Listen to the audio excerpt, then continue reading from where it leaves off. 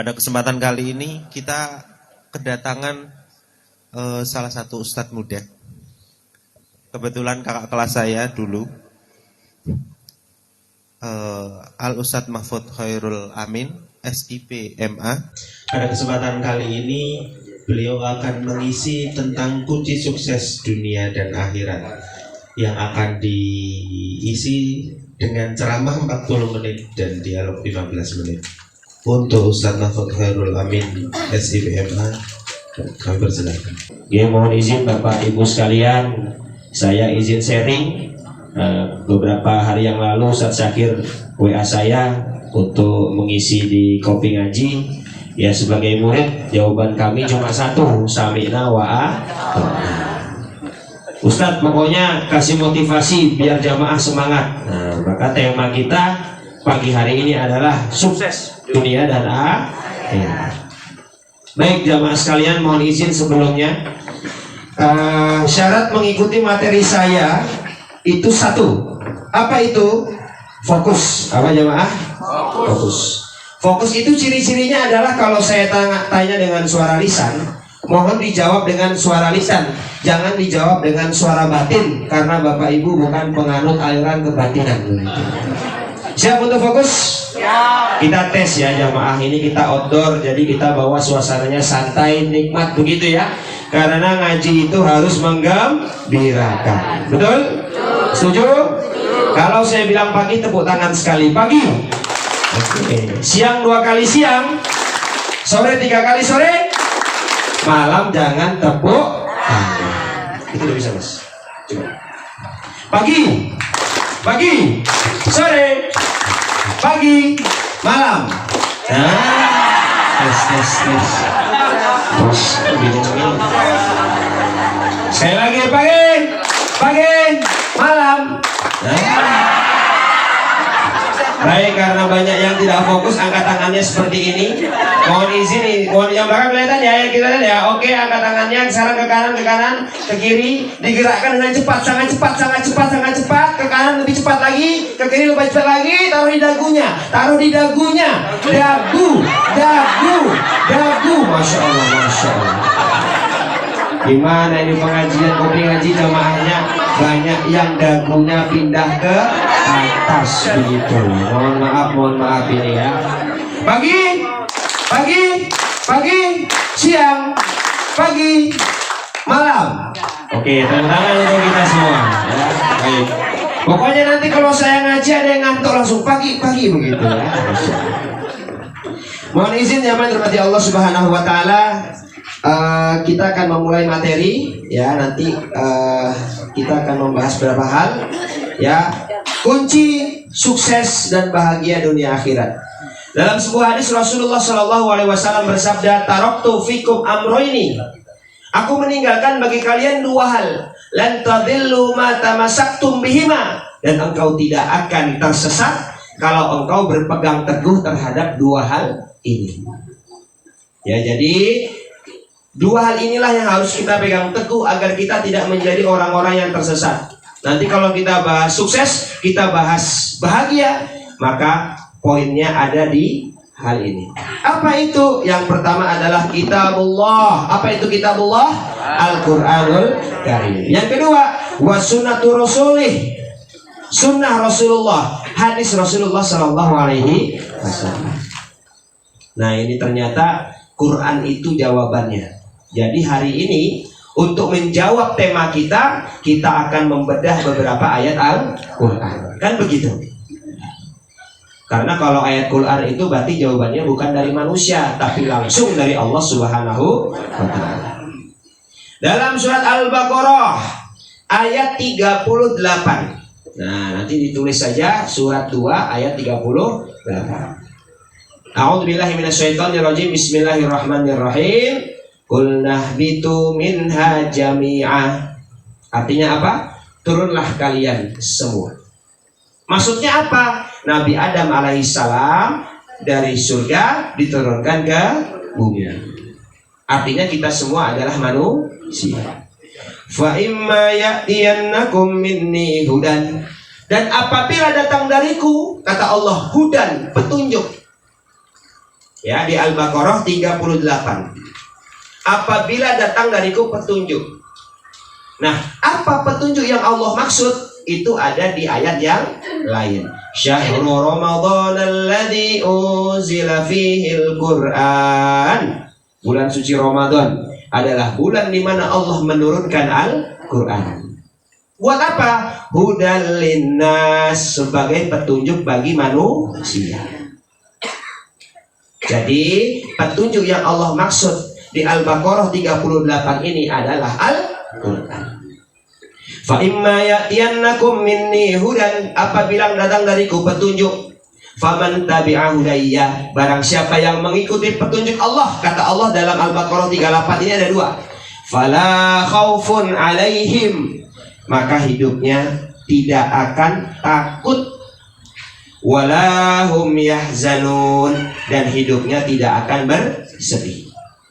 Jadi kata Allah Subhanahu wa ta'ala, kalau kita hidupnya mengikuti Al-Quran, maka satu, tidak ada yang ditakuti.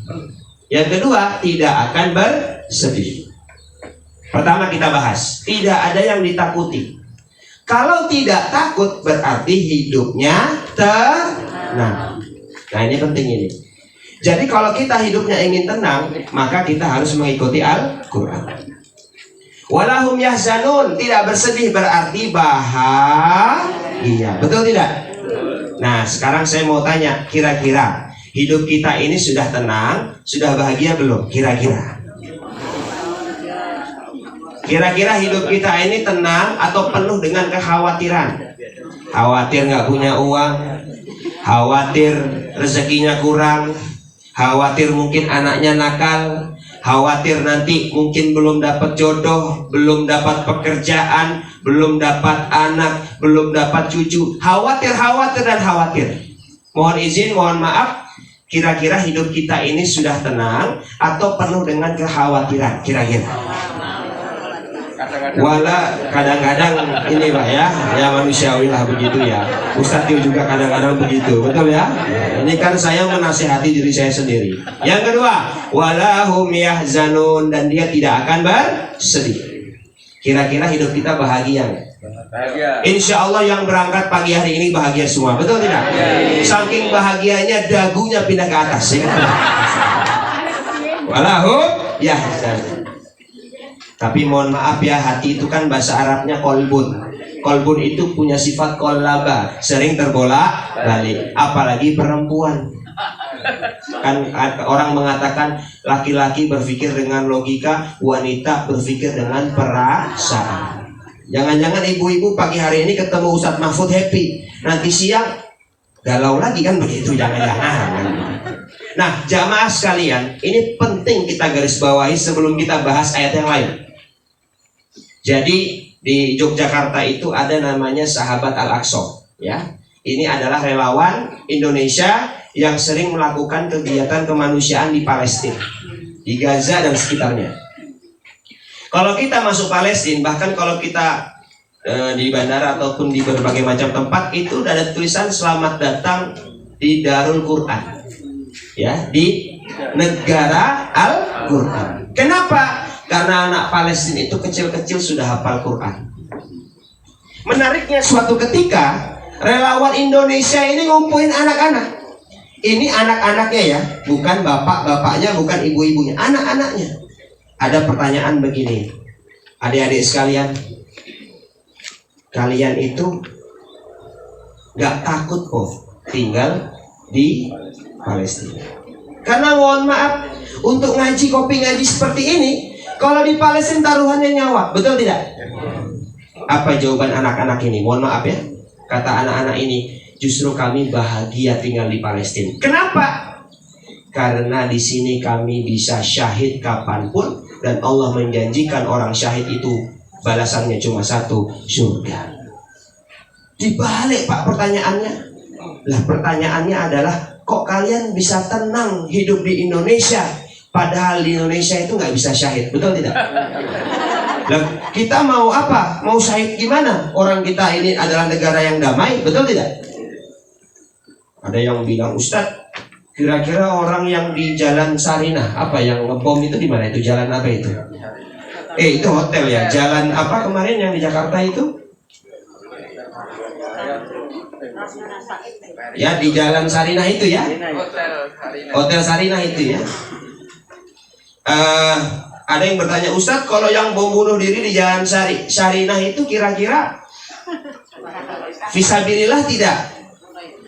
Jawabannya gampang. Setahu saya fisabilillah itu di jalan Allah, bukan di Jalan Sarinah. Jadi kita nggak bisa, mohon maaf, maksudnya jihad itu di Indonesia karena Indonesia ini adalah negara yang aman, betul tidak? Jadi justru anak-anak Palestina itu bahagia ketika mereka tinggal di Palestina. Karena apa? Ada Quran di hati mereka. Mereka ngomong lagi nih, kita tuh bahagia di Palestina. Tidak ada HP, tidak ada internet, tidak ada hiburan. Kita bisa fokus ngaji, kita bisa fokus ngafalin Quran. Bagaimana mungkin kalian tenang tinggal di negara yang untuk ngaji aja susah, betul tidak? Karena zaman sekarang itu kan mana Qurannya nggak bawa, udah ada di HP katanya begitu. Kira-kira kalau ngaji pakai HP kira-kira nih, lagi Bismillahirrahmanirrahim, klik WhatsApp masuk. Yang dibuka WA-nya tuh HP-nya, apa Qurannya?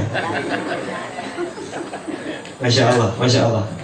Jadi kita merasa merdeka di Indonesia, tapi jangan-jangan hati kita terjajah.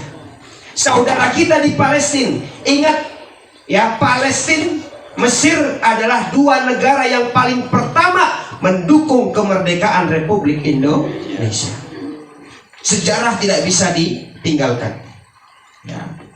Apalagi sekarang kita ada di tanggal berapa? 30 September. Negara kita punya sejarah kelam di tanggal ini, betul tidak? Ya. Mohon maaf, serangan G30 SPKI itu kan karena mereka bukan orang-orang yang di hatinya ada Al-Quran. Nah, ini penting ini ya. Jadi nggak perlu kita mendebatkan ini baik atau buruk, clear sudah itu.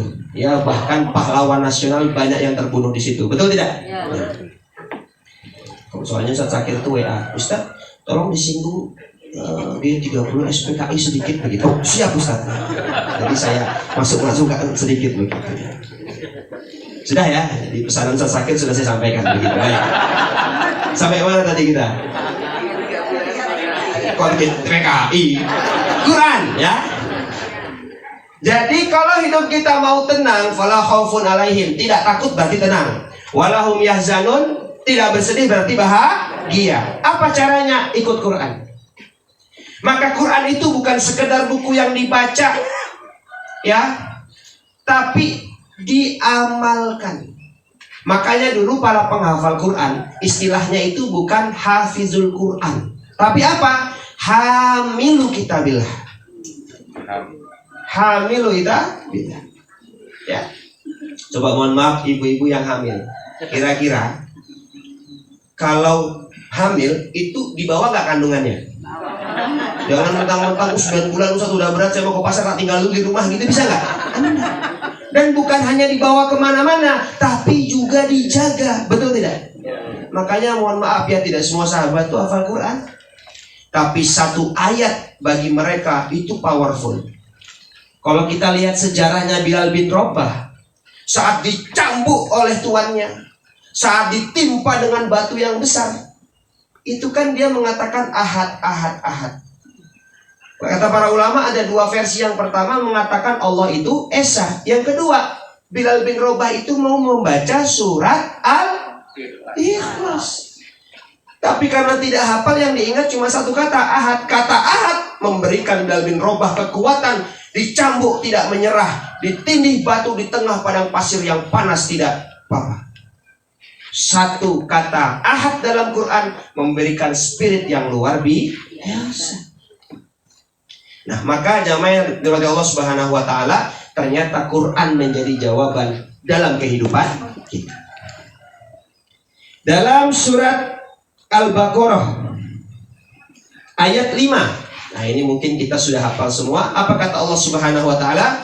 Ulaika ala hudam mir rabbihim wa ulaika humul muflihun. Kita bahas Quran lagi. Ulaika, mereka itulah, ala di atas, hudan petunjuk. Petunjuknya apa tadi? Al-Quran.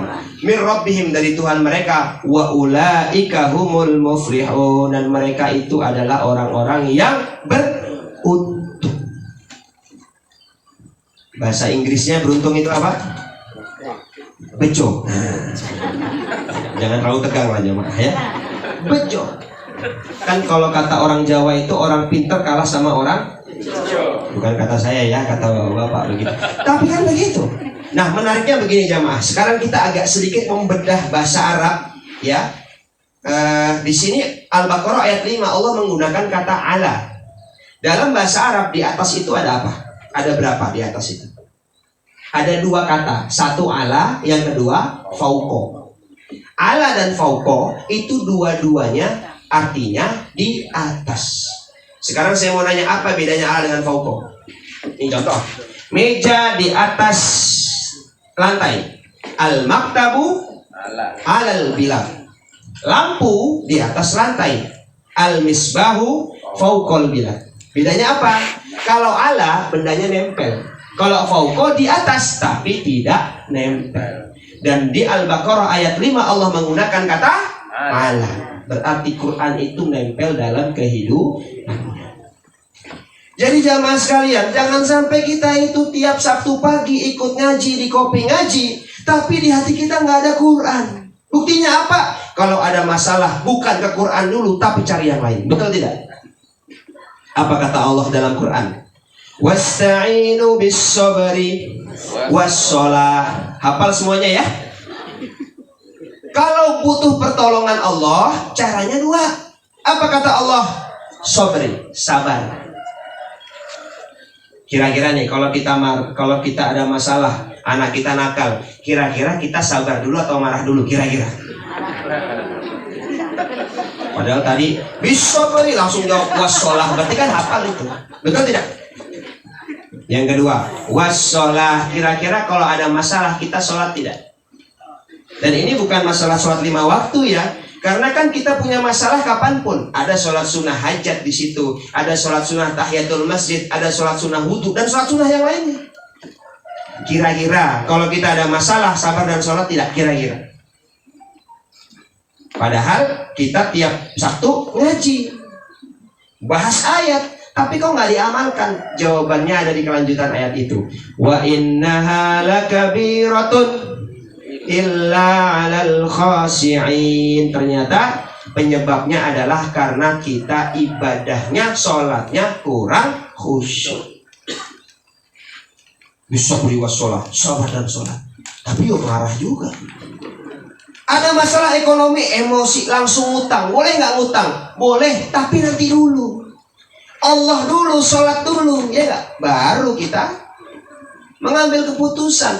Karena semua keputusan yang diawali oleh amarah, maka hasilnya adalah penyesalan. Jadi quote of the day, apa tadi? Segala keputusan yang diambil karena emosi, akhirnya adalah penyesalan. Maka Allah perintahkan sabar dulu, sholat dulu, berpikir, ambil keputusan. Jangan langsung oke, kita putuskan. Jangan. Mohon maaf, makanya kalau dalam fikih hukum talak itu ada di tangan suami, bukan istri. Istri bilang kita cerai gak? Tapi laki-laki hati-hati. Aku cerai karena kamu, turun talak 1. Cerai kita, turun talak 3. Hati-hati.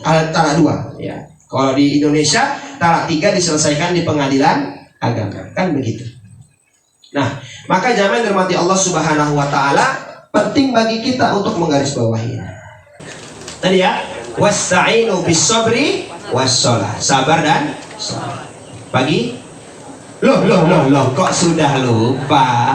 Pagi, siang, malam. Baik. Kenapa penting bagi kita memahami ini? Karena begini jamaah sekalian, ya. Kita itu hidupkan kata Quran apa? Wa ma khalaqtul jinna wal insa illa liya'budun. Allah menciptakan jin dan manusia itu untuk satu, beribadah. Itu. Ya. Jadi kalau kata Ibnu Taimiyah, ibadah adalah segala sesuatu yang Allah sukai, segala sesuatu yang Allah ridhoi. Itu arti dari ibadah. Tapi ingat, ya, kita ada ibadah wajib, ada ibadah sunnah. Yang kalau ibadah wajib itu kita hafalkan dalam rukun Islam, syahadat, sholat, dan seterusnya kan. Maka ibadah itu kuncinya bisobri wasolah, mendatangkan pertolongan Allah dengan sholat. Makanya sholat itu harus on time. Harus apa? Ini kok tak kasih bahasa Inggris sedikit langsung bingung jamaahnya. Sholat harus on time. Harus apa? On time. Tadi ya, mohon dijawab dengan suara lisan, jangan suara batin, begitu. Ya. Ikhlas nggak ikhlas dijawab saja. Kalau nggak ikhlas malah lebih bagus. Biasanya kenceng jawabnya. On time begitu. Jadi sholat harus on time. Karena mati anytime. Karena mati anytime. Sholat harus on time tepat waktu. Karena mati anytime. Mati tidak mengenal waktu. Maka jangan ditunda sholat itu. Ciri orang yang suka menunda sholat adalah subuh kesiangan, zuhur kerepotan, asar di perjalanan, maghrib kecapean, isya. Kok tahu?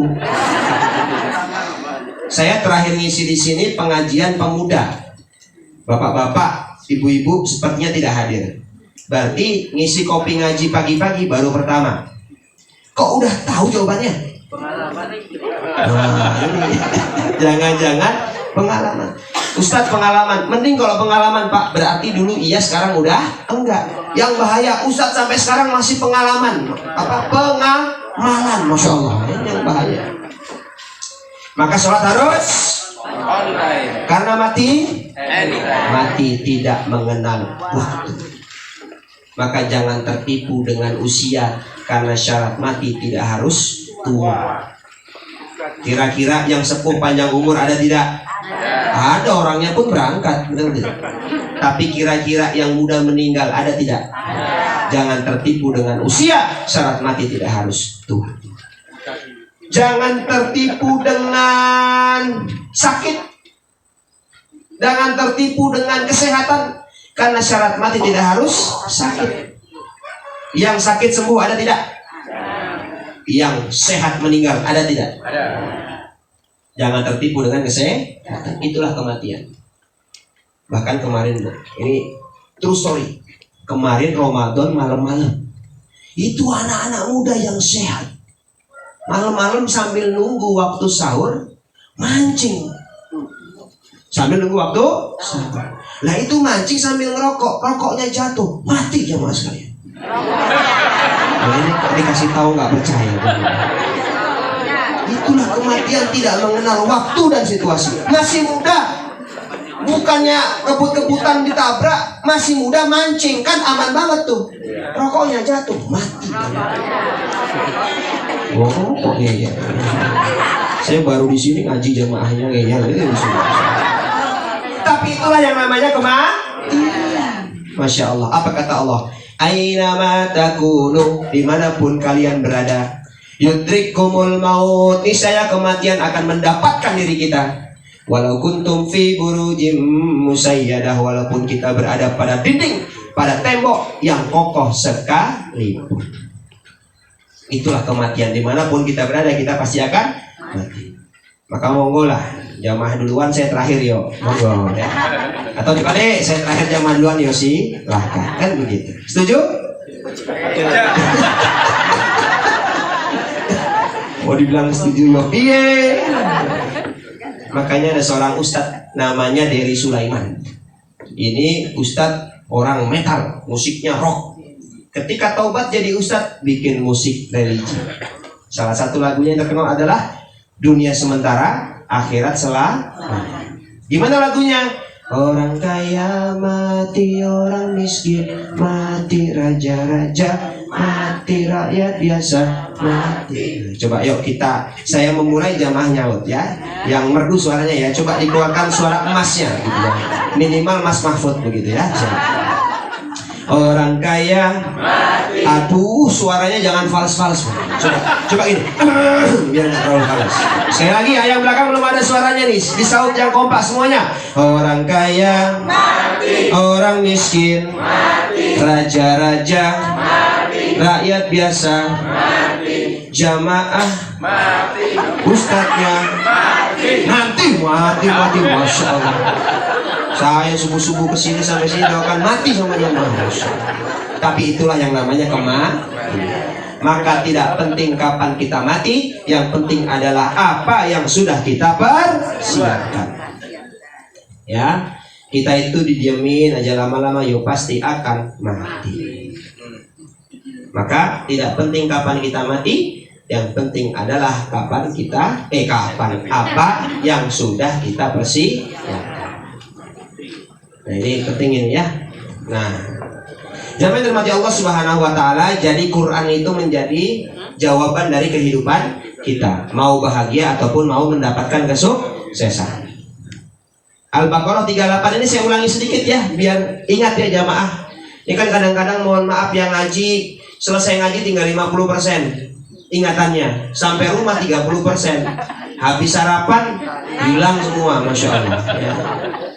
Jadi Al-Baqarah 38, barang siapa yang mengikuti Al-Quran, 1, fala khaufun alaihim, tidak akan bersedih. 2, walahum yahzanun, dan tidak akan fala khaufun, tidak akan khawatir. Ini bagus nih jamaahnya, ini apa? Responsif ya. Kalau anak muda biasanya salah gitu ya. Fala khaufun alaihim, tidak akan khawatir tentang hidupnya, walahum yahzanun, dan tidak bersedih maka bahagia. Dan di ayat kelima, muflihun, beruntung. Maka jamaah dirahmati Allah Subhanahu wa taala ya, dalam surat At-Tolaq ayat 2 sampai 4. Ternyata ini menjadi rahasia agar kita menjadi pribadi yang sukses dan bahagia juga, sedang disampaikan dalam Al-Qur'an. Apa itu? Wa may yattaqillah. Takwa itu kuncinya. Kalau takwa dapat apa? Sebelum kita bahas takwa dapat apa itu takwa? Nah, ini karena bukan kuliah. Kalau kuliah kan takwa secara bahasa adalah, secara istilahan adalah apa? Nah, saya akan mengartikan takwa dari percakapan dua orang soleh. Yang pertama adalah Umar bin Khattab, yang kedua adalah Ubay bin Ka'ab. Suatu ketika Umar bin Khattab dengan Ubay bin Ka'ab ini berdiskusi, ngobrol, apa itu hakikat dan makna takwa. Maka Ubay bin Ka'ab bertanya. Jadi Umar bertanya, wahai Ubay, apa itu takwa? Ini orang soleh ya, kalau ngobrol itu sangat bermakna. Ini Ubay bin Ka'ab paham, Umar ini sahabat yang utama. Bahkan Rasulullah pernah bersabda, kalau setelahku lau nabi ba'di, kalau setelahku ada nabi, maka dia adalah siapa? Umar bin Khattab. Tapi setelah Rasulullah tidak ada nabi. Tapi kata Rasulullah dalam hadis yang sahih, kalau setelahku ada nabi, maka dia adalah Umar bin Khattab. Bayangkan. Jadi ini sahabat sangat utama. Maka Ubay tahu. Maka Ubay tidak menjawab pertanyaan Umar bin Khattab. Ubay malah balik nanya, ya Umar bin Khattab, pernahkah engkau berjalan di jalan yang penuh dengan duri? Nah ini ya. Ini mungkin jamaah banyak yang sudah mendengar ya. Apa, pernahkah engkau berjalan di jalan yang penuh dengan duri? Apa kata Umar? Pernah. Ubay bertanya, apa yang kau lakukan? Jawabannya apa kata Umar bin Khattab? Aku akan berhati-hati. Maka orang yang bertakwa, kata Ubay, itulah takwa. Orang yang bertakwa adalah orang yang berhati-hati dalam mengerjakan segala hal. Maka ketika dia mau berpakaian, dia cek pakaiannya sudah sesuai belum dengan Al-Quran. Dia mau makan, mau minum, dia cek sudah sesuai belum dengan Al-Quran. Mau bersikap, bertingkah laku, mau berdagang, bekerja, dia cek sudah sesuai belum dengan Al-Quran. Karena makna takwa salah satunya adalah berhati-hati. Ya, dan kembali ke At-Tolaq ayat 2, 3 dan 4. Apa yang Allah berikan kepada orang yang bertakwa? Wa may yattaqillaha yaj'al lahu makhraja. 1. At-Tolaq ayat 2. Allah berikan jalan keluar. Susah tidak hidup kita? Wa may yattaqillaha yaj'al lahu makhraja. Satu jalan keluar. Hidup kita itu sulit karena kita sombong, merasa bisa menyelesaikan semua hal sendiri. Betul tidak?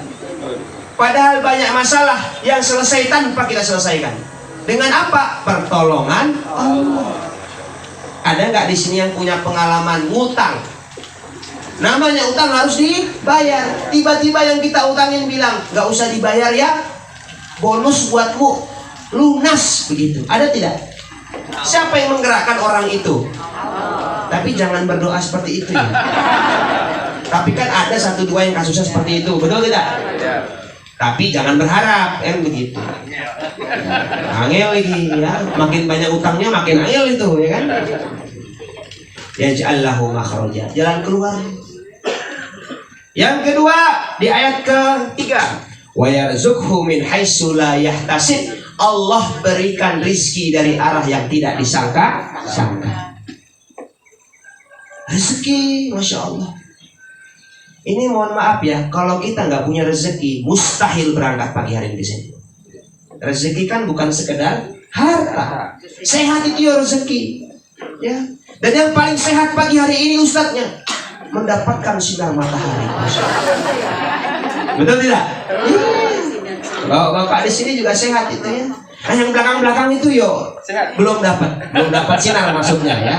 Jangan nggak sehat juga. Lah, mohon maaf ya. Jangan tertipu dengan harta. Mohon maaf ini.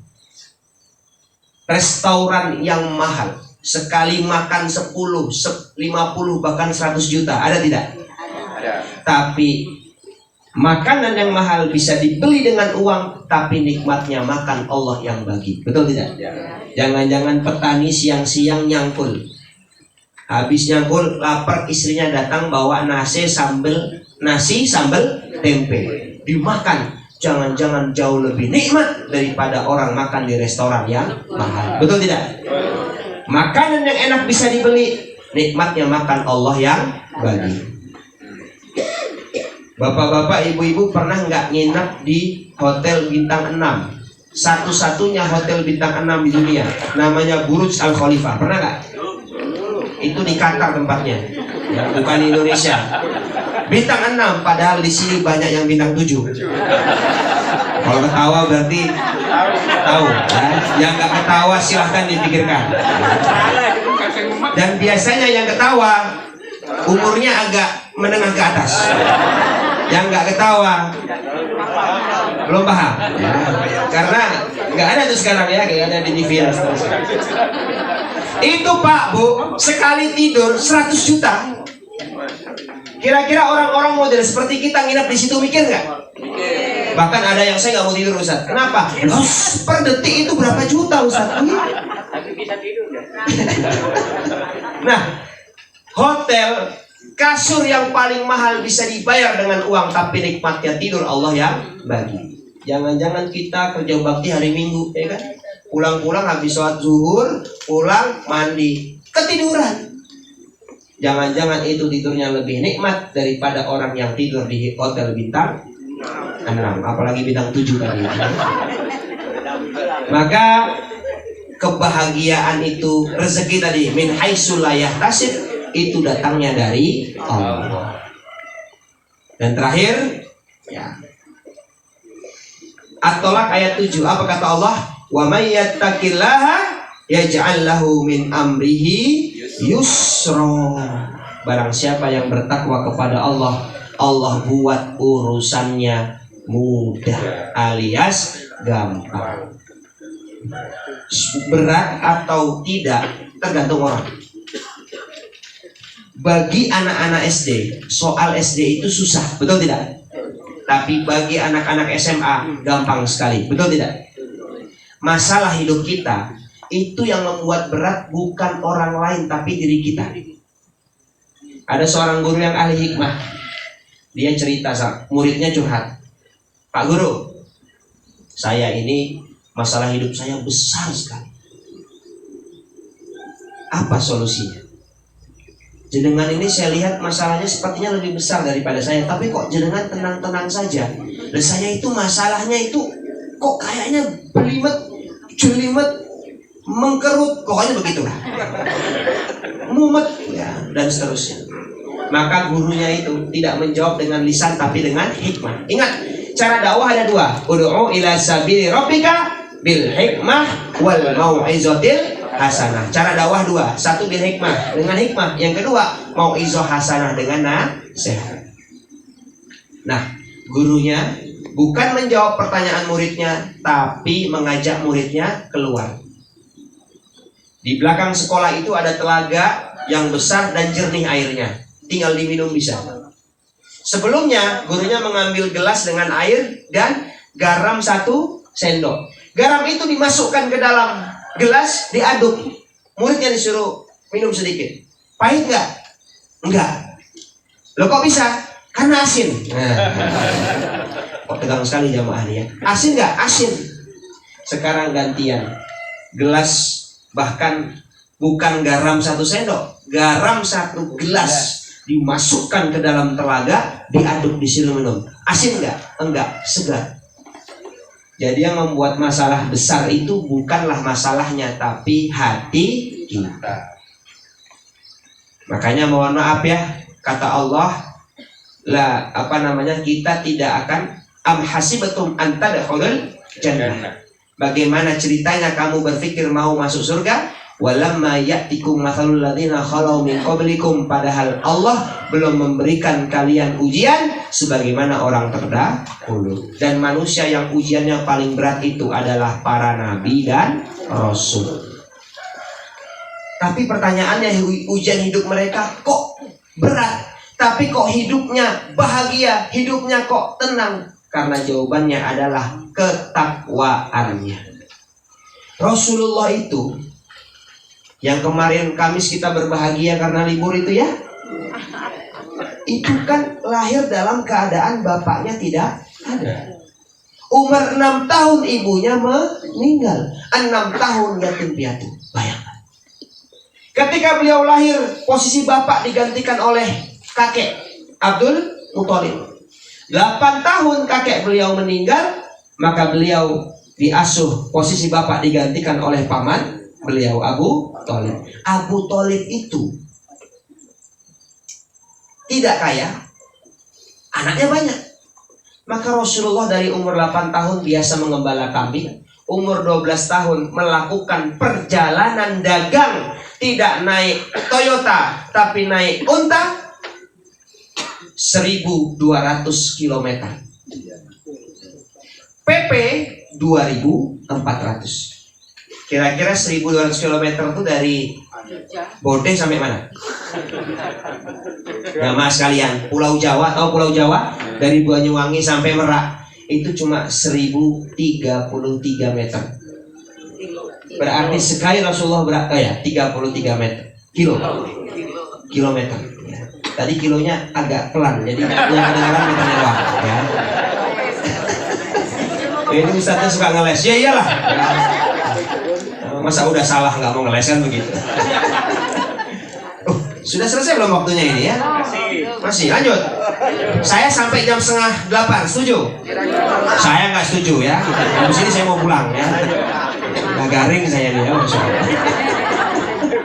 Sampai mana tadi? 2.400 km. Berarti bolak-balik Jawa 2 kali pun masih belum. Masya Allah. Berat tapi ringan karena apa? Takwa. Makanya manusia yang paling, jadi semakin tinggi ketakwaan semakin berat ujiannya. Ustadz, biar nggak dapat ujian gimana caranya?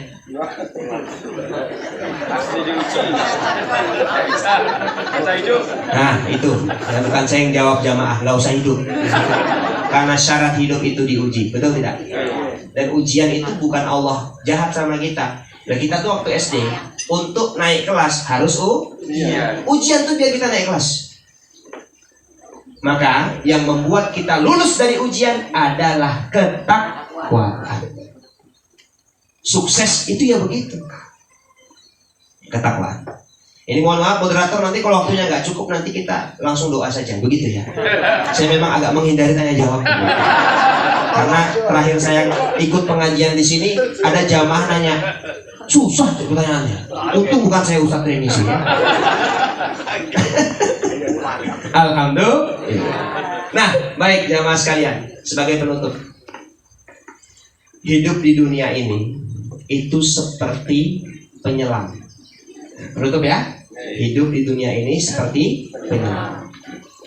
Jamaah tahu penyelam ya? Penyelam itu masuk ke dasar lautan, tujuannya cuma satu, apa? Mengambil mutiara di dasar lautan. Dan untuk bisa bernapas dalam air, dia membutuhkan tabung oksigen.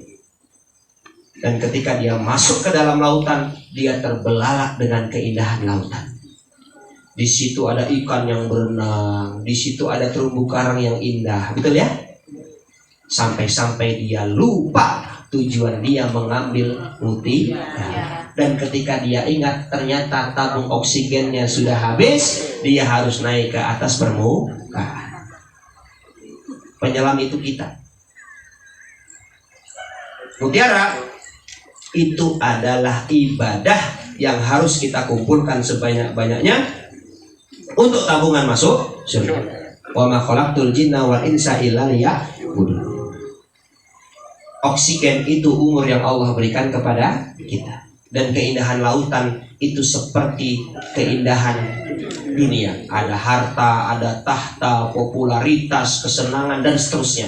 Yang kadang-kadang membuat kita lupa tujuan Allah menciptakan kita mengambil mutiara untuk beribadah sebanyak-banyaknya. Sampai akhirnya kita sadar, tapi sayangnya oksigen kita sudah habis. Masalahnya jamaah, apa bedanya kita sama penyelam? Penyelam tahu berapa lama oksigennya. Kita nggak tahu umurnya, umur kita sampai kapan. Maka mudah-mudahan kita bisa bersaksi di hadapan Allah. Ya Allah, setiap Sabtu pagi jam 5:30 sampai 6:30 saya berkumpul di sini mengkaji ilmu Allah. Semoga yang hadir malam pagi hari ini Allah berikan timbangan yang berat untuk masuk surga. Allahumma. Demikian yang dapat kami sampaikan, kurang lebihnya mohon maaf. Saya tutup dengan pantun. Nah, jika ada sumur di ladang, bolehlah kita menumpang mandi.